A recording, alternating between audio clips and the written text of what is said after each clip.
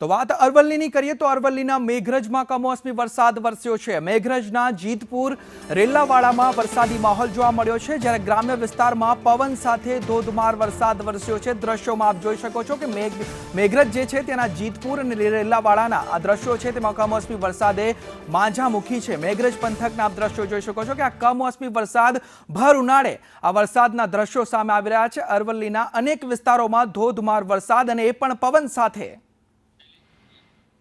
વધુ માહિતી સાથે સંવાદદાતા શૈલેષ પંડ્યા જોડાઈ ગયા છે। શૈલેષ, અરવલ્લીમાં કમોસમી વરસાદ।